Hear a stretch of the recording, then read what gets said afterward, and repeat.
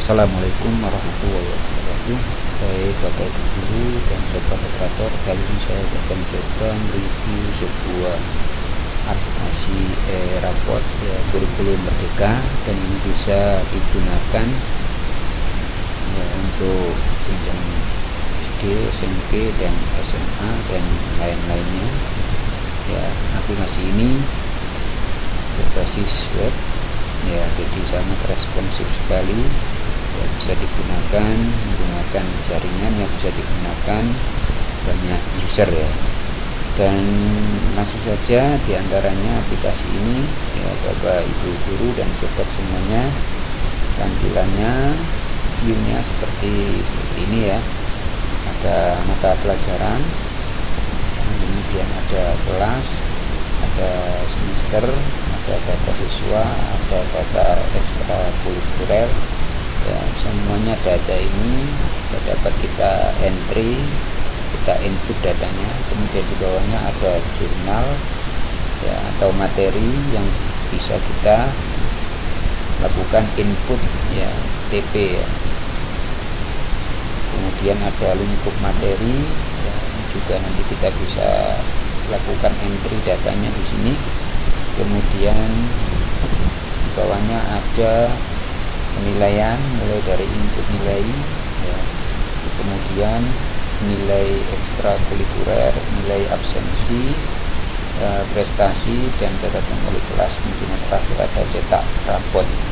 Jadi aplikasi ini yang saya rasa sangat ya, fleksibel dan fiturnya sangat komplit ya, dan bisa digunakan berbagai jenjang sekolah mulai dari SD sampai dengan jenjang SMA. Baik Bapak Ibu Guru dan Sobat semuanya, kita akan coba ya, mengulas ya, secara detail apa saja isi-isinya aplikasi ini ya, dan bagaimana secara teknis kita dapat mengoperasikan aplikasi ini. Mulai dari mata pelajarannya ya, ini kita bisa menghapus dan menambah bahkan mengedit mata pelajaran yang ada di sekolah Bapak Ibu Guru ya. Jadi ini tidak terbatas ya, jumlahnya banyak ya. Kita bisa melakukan memasukkan data mapel ke dalam ya, aplikasi ini. Kita masukkan kodenya di sini, kemudian kita tuliskan nama apelnya apa, kemudian gurunya siapa ya, ini kita bisa kita pilih gurunya siapa, kemudian kita pilih simpan ya, seperti itu ya. Dan untuk selanjutnya adalah data kelas. Data kelas juga bisa kita masukkan kelas ya, menambah, mengedit ya, dapat juga menghapusnya jika memang itu diperlukan ya. Di antaranya yang perlu kita lakukan, nama kelasnya kita isi dulu apa, misalnya kelas 7A, 7B, atau 8A, 8B, atau 9A, 9B, dan seterusnya, atau yang jenjang SD kelas 7 sampai dengan kelas 6. Kemudian pilih balik kelasnya siapa, pilih di sini.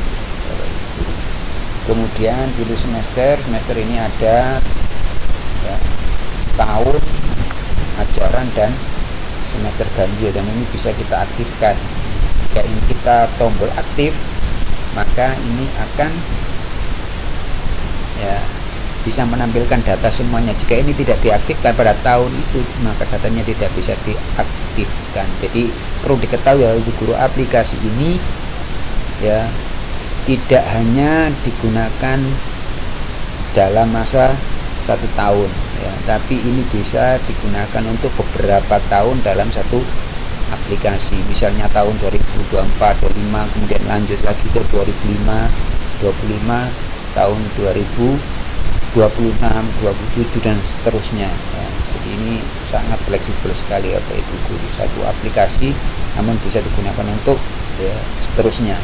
Kemudian ada data siswa ya, ini juga bisa kita isi, kita tambahkan di dalamnya ya, contohnya seperti ini ya, misalnya namanya, kemudian kelas, kemudian jenis kelaminnya, dan ini bisa kita modifikasi, kita tambahkan data-datanya barangkali jika kita ingin merubahnya atau merevisi data ini. Kemudian ada data ekstrakuler, ini juga bisa kita tambah ya, bahkan kita hapus ya datanya. Ini kemudian ada jurnal dan materi, jadi ini digunakan untuk memasukkan deskripsi TP. Jadi ini kita pilih dulu kelasnya, kelas berapa, kemudian pilih mapelnya matematika. Ini sudah ada isinya, kemudian kita isi di sini, baru kita tombol simpan. Coba kita pilih yang belum ada kosong, ini baru kita bisa masukkan, baru kita simpan. Kemudian ada lingkup materi ya, lingkup materi ini juga bisa kita pilih dulu kelasnya, kemudian mata pelajarannya ya, misalnya matematika sudah ada isinya, kemudian kita simpan ya, ini kita isi dulu ya, untuk agar bisa digunakan untuk mengentri nilai ya sumatif maupun nilai formatif dan nilai sumatif ya, seperti ini. Kemudian baru kita melangkah untuk menginput nilai setelah kita memasukkan ya, tujuan pembelajaran di jurnal dan lingkup materi. Kita pilih kelasnya dulu, kemudian pilih mata pelajarannya misalnya matematika, kemudian pilih semesternya ya, ini datanya seperti ini Bapak Ibu guru. Jadi ini sudah ya mengacu dengan peraturan yang terbaru ya, dari Permen Dikbud yang terbaru. Jadi ini ada tombol simpan, ada tombol ringkasan di sini ya, formatif, ada tombol EP, LM dan seterusnya. Jadi sangat fleksibel Bapak Ibu guru, bisa kita isikan di sini. Kemudian kita bisa kita coba dulu untuk nilainya. Misalnya kita bisa masukkan nilainya misalnya 8, kemudian 88, kemudian ini 99, siswa nomor 2 misalnya 7 misalnya. Ini akan otomatis akan ya, menjumlahkan. Kemudian lingkup materinya misalnya kita isi 89, kemudian 78, ada 87, kemudian berapa nilainya lagi misalnya 89, ini otomatis akan menjumlah. Kemudian kita dapatkan lagi, masukkan nilai STS nya misalnya 78, kemudian SAS-nya misalnya 87 ya. Ini akan otomatis masuk nilai menjumlah secara otomatis ya. Kita coba, ini nilainya sudah masuk. Nah, untuk melihat nilai ringkas, nah seperti ini nah, sudah masuk datanya. Kemudian input, nah ini ekstrakurikuler ya, kita isikan siapa siswanya, kelas berapa, kita isikan. Sertifikatnya bisa sangat baik, kemudian ini baik, misalnya. Ini kita ketik secara manual misalnya.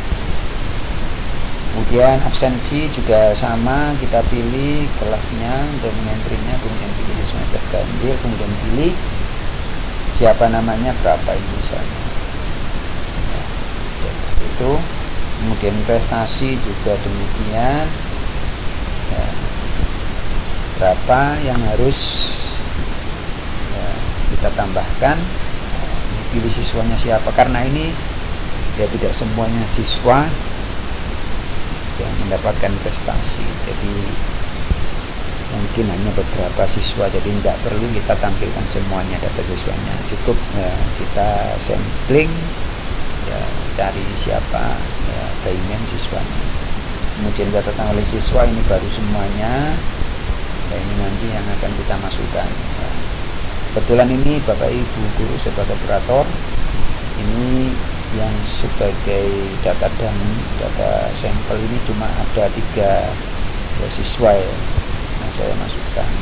Ini juga contoh saja. Kemudian kita masukkan catatannya di sini semuanya, baru kita simpan.